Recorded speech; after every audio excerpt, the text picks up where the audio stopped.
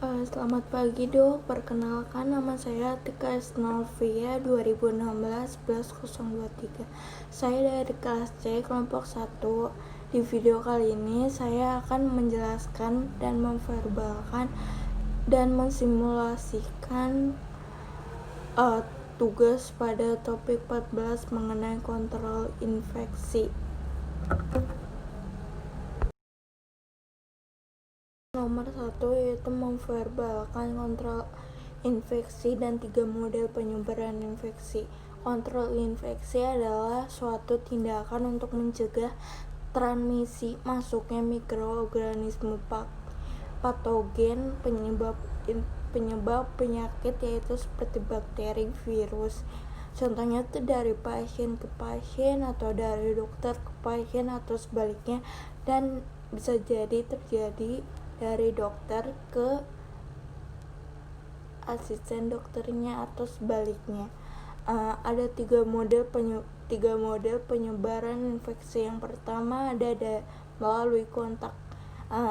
Melalui kontak itu terbagi atas dua, yaitu melalui kontak langsung dan tidak langsung. Contohnya kalau kontak langsung tuh kita berhadapan dengan pasien itu atau kita lagi ngapain gitu, berhadapan. Kalau kontak tidak langsung itu kayak dari alas standar yang telah dipakai pasien tidak dibersihkan kembali atau tidak disterilin kembali. Terus ada yang melalui droplet. Droplet itu adalah cairan saliva atau cairan di dalam tubuh. Bisa aja cairan dalam saliva itu kan ada mikroorganisme. Bisa saja dokter itu mengenai cairan saliva yang sudah terkontaminasi sama bakteri. Yang ketiga ada melalui udara yang bisa jadi sudah tercampur oleh bakteri-bakteri jahat yang untuk menyebarkan penyakit.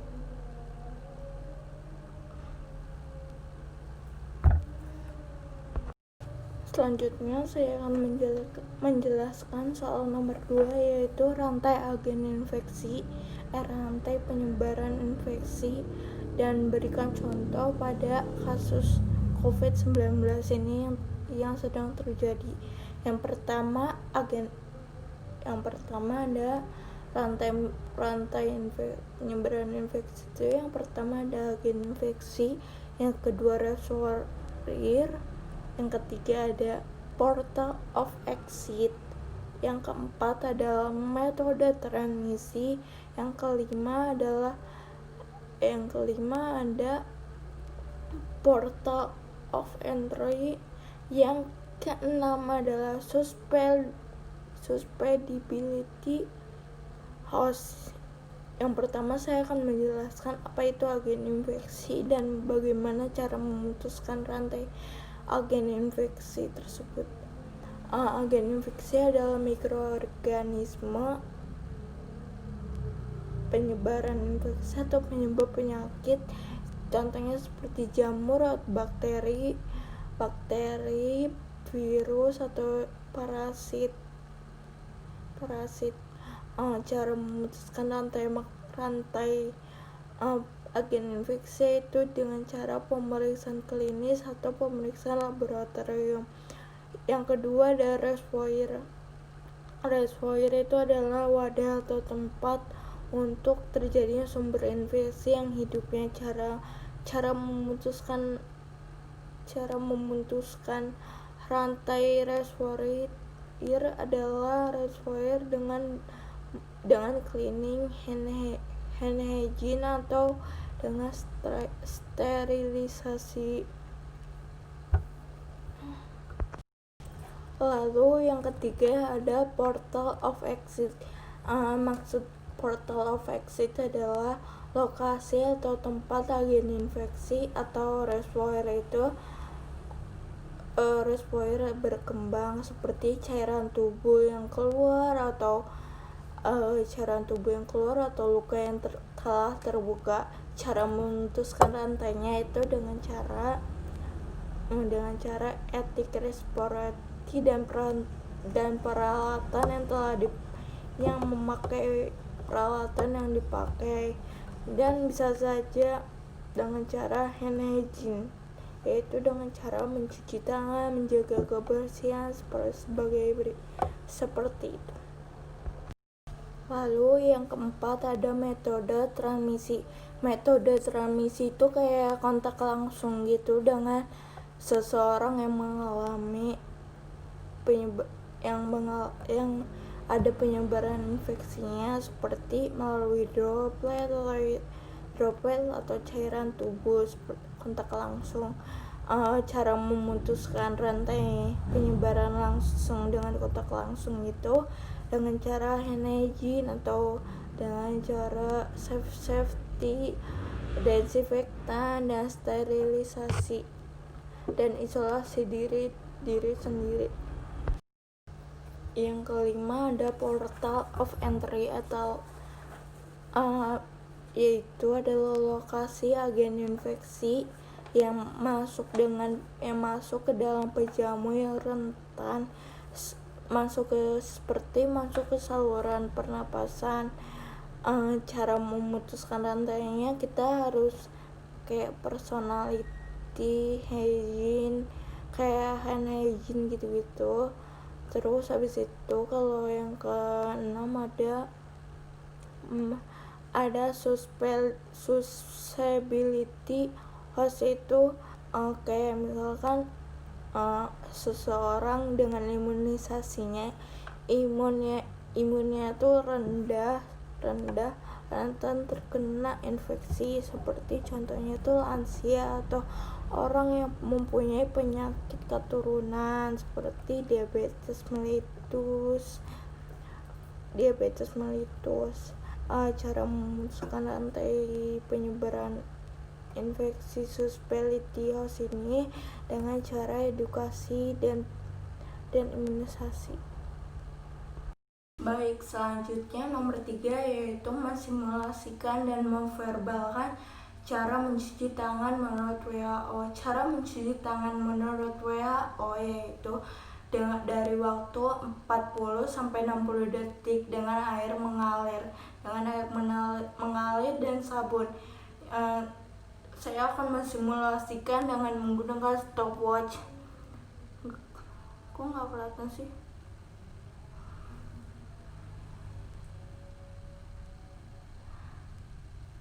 Dengan stopwatch yang kehitungnya adalah 0 dari 0 ya.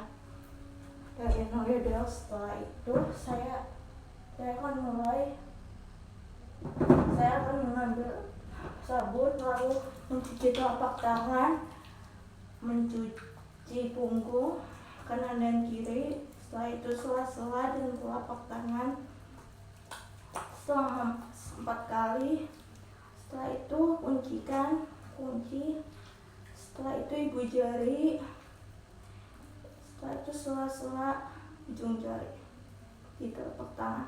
Setelah itu saya akan mencucinya dengan siku jari, membukanya dengan kerannya mengalir.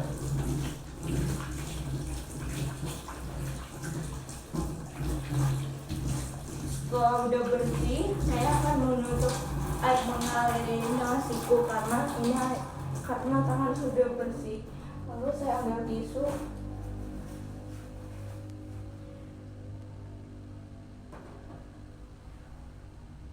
waktu yang saya dapat ada 56 detik. 56 detik ya dok, 56 detik. Terima kasih dok. Terima kasih. Lalu soal keempat yaitu adalah cara mencuci tangan dengan metode hand rub menurut WHO yaitu 20-30 detik. Di sini saya akan mensimulasikannya menggunakan stopwatch yang di sini adalah dari angka 00. Saya akan memulainya. Saya akan membukanya dengan membuka hand sanitizer, meletakkannya di telapak tangan, dengan secukupnya. Habis itu di telapak tangan, punggung tangan, sela-sela tangan, putar-putar ujung jari. Selesai. Waktu yang saya dapat adalah 24 detik. Terima kasih, Dok. Selanjutnya soal nomor 5, yaitu momen-momen yang mencuci tangan menurut WHO atau hand hygiene. Hand hygiene menurut WHO yaitu sebelum kontak dengan pasien, sebelum tindakan antiseptik, setelah kontak darah atau kontak droplet atau cairan tubuh yang ada pada pasien tersebut. Yang keempat yaitu setelah kontak dengan pasien, dan yang kelima adalah setelah kontak dengan lingkungan sekitar pasien. Selanjutnya ada soal nomor 6. Soal nomor 6 yaitu ada kasusnya tersebut. Terus saya disuruh memverbalkan alur-alur dari komunikasi penyebaran infeksi di dalam alat kedokteran, yaitu yang pertama dengan melakukan cleaning atau membersihkan kotoran yang ada di instrumen tersebut. Yang kedua ada disinfektan tingkat rendah dengan dental care dibersihkan. Habis itu yang ketiga, yang terakhir ada sterilisasi dengan semi vertikal dan vertikal. Contoh, kalau lakukanlah sterilisasi dengan semi vertikal, yaitu dengan kaca mulut atau instrumen diambil dan dibersihkan dengan alkohol bebas 70%. Kalau vertikal itu dengan mengambil instrumen kaca mulut dengan dimasukkan ke dalam autoclave atau mesin panas kering. Terima kasih. Selanjutnya soal nomor 7 yaitu memverbalkan etika batuk dan bersin yang baik dan benar. Yang pertama adalah mengambil tisu dan tutup mulut dan hidung. Setelah sudah melakukan bersin atau batuk, digumpalkan tisunya lalu dimasukkan ke dalam tempat sampah atau tempat limbah. Kalau tidak ada tisu bisa dilakukan dengan lengan bagian dalam seperti ini. Lengan bagian dalam. Itulah cara-cara etika batuk dan bersin yang baik dan benar. Selanjutnya saya akan menjelaskan soal nomor 8, yaitu memverbalkan apa itu APD, jenis-jenisnya, indikasi dan fungsinya. Yang pertama ada APD. APD itu disingkatan alat pelindung diri, yaitu adalah untuk melindungi diri dari mikroorganisme, bakteri, mikroorganisme patogen seperti bakteri, virus, jamur, atau parasit yang menyebabkan penyebab infeksi. Jenis-jenisnya adalah kap, penutup kepala, kacamata atau goggles, alat pelindung mata, goggles, alat pelindung wajah yaitu face shield, masker kesehatan N92. Terus ada sarung tangan yang berbahan untuk kesehatan. Terus habis itu setelah itu ada boots atau dan gaun. Pertama saya akan menjelaskan apa itu kap dan penutup mata. Penutup kepala, maksud saya penutup kepala itu mencegah kita dari mikroorganisme yang jatuh dari kepala ke sarananya. Fungsinya itu untuk melindungi kita, kulit kepala kita. Lalu ada gaun pelindung, yaitu untuk mencegah baju petugas dari mikroorganisme patogen secara langsung yang menyebabkan infeksi atau penyebaran virus. Indikasinya tuh dalam tindakan operasi, tindakan perawatan gigi, dan tindakan drainase lainnya, atau untuk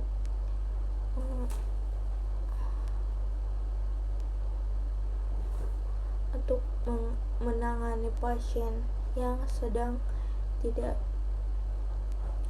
Selanjutnya yang terakhir ada boots atau sepatu pelindung, yaitu untuk melindungi kaki petugas dari percikan darah, percikan droplet atau cairan tubuh yang telah dikeluarkan yang sudah Setelah itu, lalu soal nomor 9, yaitu memverbalkan dan mensimulasikan cara memakai sarung tangan dan cara melepas sarung tangan dengan baik dan benar. Pertama, pastikan tangan sudah bersih menggunakan hand sanitizer yang bebas alkohol 70%. Lalu kita mengambil sarung tangannya dengan dipegang bagian dalamnya, yang bagian glovesnya seperti ini. Setelah itu cara memakainya itu gloves to gloves dan hands to hands. Caranya tuh bagian dalamnya yang dipakai bantu dengan tangan sebelahnya seperti ini.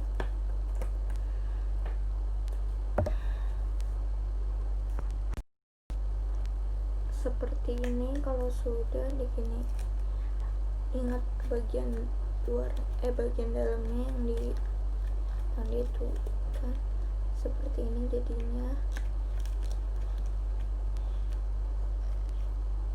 Seperti ini bagian dalamnya. Setelah itu ambil sebelahnya dengan seperti ini. Setelah itu dibantu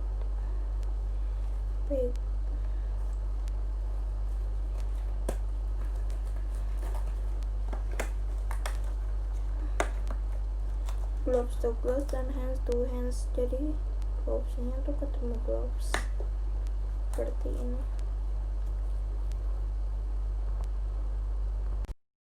Seperti ini diinkan di bagian dengan bagian luarnya dibenarkan supaya benar, dan jadinya seperti ini. Gloves to gloves dan hands to hands. Jangan sampai saat memasangnya jangan sampai memegang bagian luarnya, karena bagian luarnya itu adalah steril, dan kita harus memegang bagian dalamnya dan memperbaikinya dari bagian dalam. Setelah itu saya akan mensimulasikan cara melepaskan masker sarung tangan ini. Caranya dengan hands to hands, gloves to gloves. Caranya seperti ini. Megang bagian luarnya, megang bagian dalamnya seperti ini.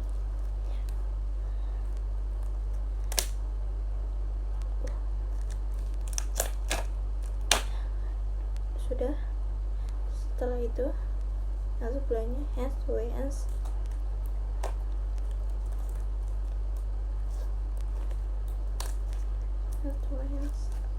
Susah. Sudah. Habis itu buang ke tempat limbah telah tersedia. Selanjutnya di nomor 11 ada simulasikan dan memverbalkan cara memakai masker respiratori dan cara melepas masker respiratori. Karena kekurangan alat dan alatnya, saya memiliki masker yang cukup untuk seperti respiratory. Pertama di sini ada dua tali. Cara memakainya ada dua talinya yang dipegang ada bagian luar dan bagian dalam. Bagian dalam tidak boleh tersentuh maupun bagian luar. Pertama saya gini memastikan supaya muat dengan wajah saya. Setelah itu tali satunya dikenaikkan menuju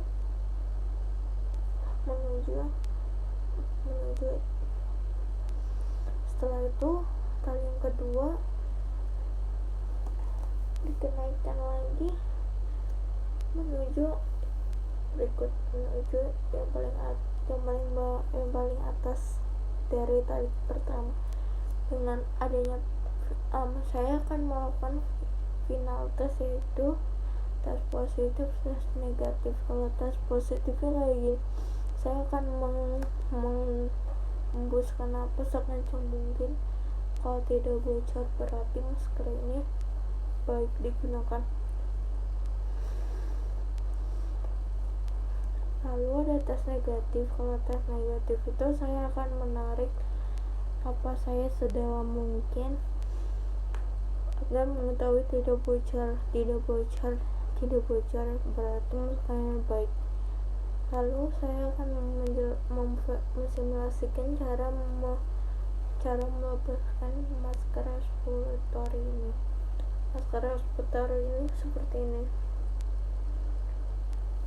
memegang talinya karena bagian luar sudah terkomunikasi dengan organisme memegang talinya, dua-duanya dilepas lalu seperti ini dan buang ke tempat limbah.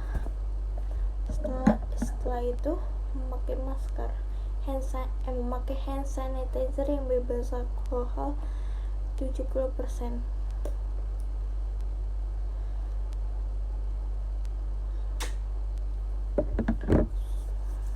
Itu udah selesai. Selanjutnya ada soal nomor 12, yaitu memverbalkan cara pemakaian APD menggunakan gaunnya. Itu yang pertama, kita ke anterorum setelah menggunakan scrub suit di ruang ganti. Habis itu mengecekkan APD dengan kebersihan atau supaya tidak rusak. Yang ketiga yaitu lakukan kebersihan tubuh, yaitu mencuci tangan, melepaskan perhiasan supaya tidak mengganggu pas saat menggunakan APD tersebut. Lalu setelah itu menggunakan alat pelindung kaki yaitu boots. Setelah menggunakan alat pelindung kaki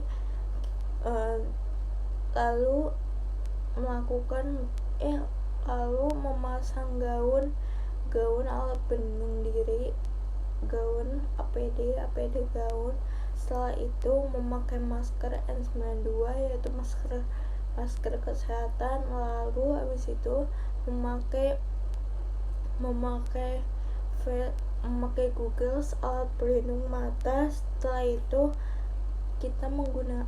itu diselipkan dengan menggunakan face shield. Setelah itu menggunakan pelindung kepala, dan yang terakhir yaitu memakai sarung tangan kesehatan.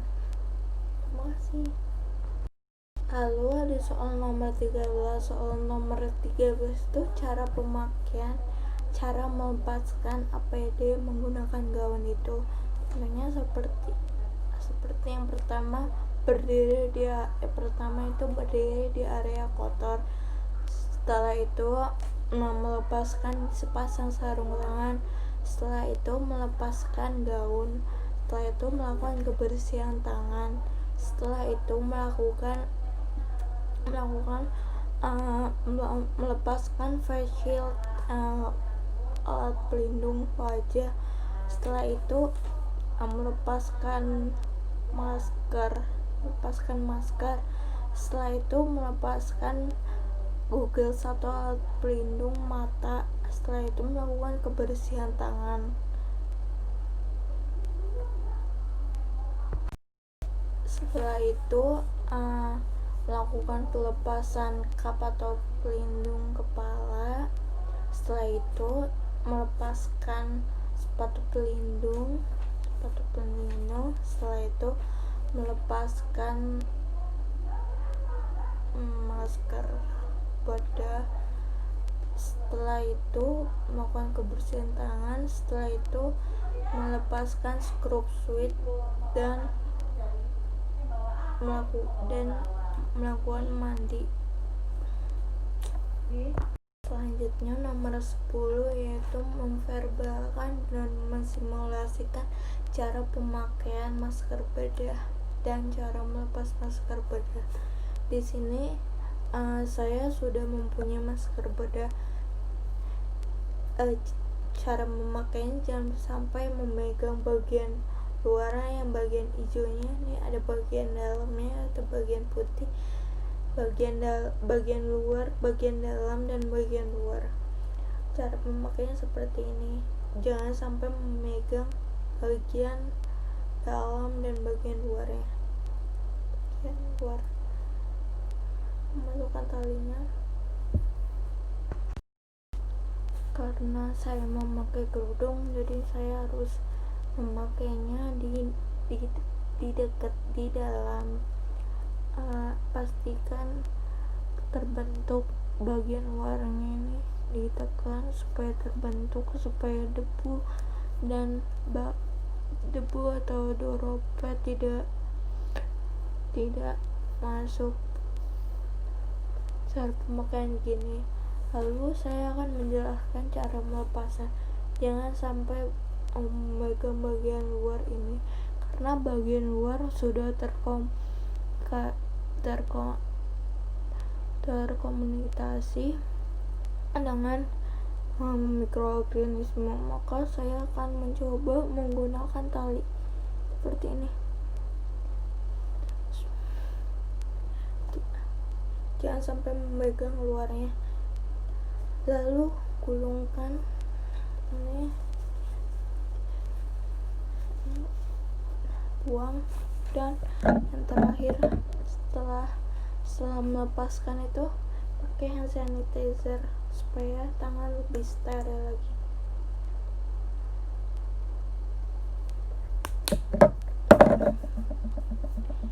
Udah selesai.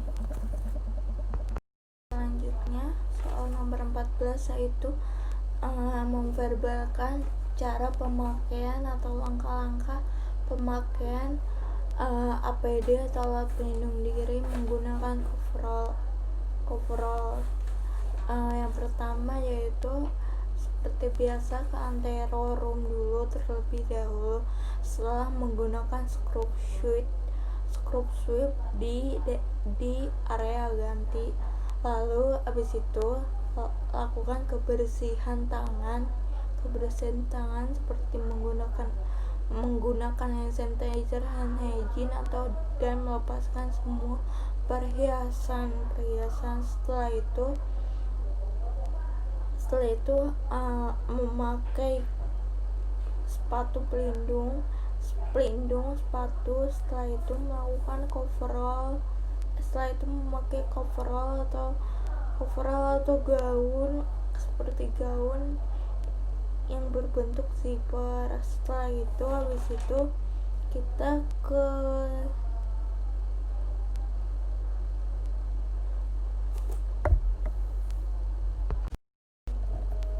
setelah memakai gloves yaitu yang berbentuk zipper, setelah itu memakai masker. Setelah itu memakai pelindung kepala. Setelah itu memakai face shield dan Google. Setelah memakai sarung tangan. Terakhir sepasang sarung tangan. Lalu ada soal nomor 15, soal yang terakhir, yaitu cara melepaskan APD menggunakan coverall. Itu ada beberapa, yaitu kita berdiri di area kotor. Setelah itu kita berdiri di area kotor. Setelah itu kita buka kap pelindung kepala, mata, pelindung kepala. Setelah itu melepaskan coverall. Setelah itu membuka goggles dan pelindung mata, dan face shield. Setelah itu melepaskan masker. Setelah melepaskan masker, melakukan kebersihan tangan, hand hygiene dengan hand sanitizer.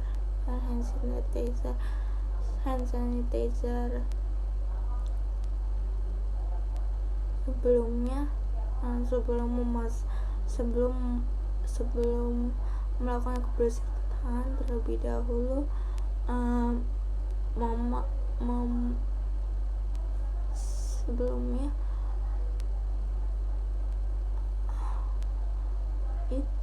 sebelumnya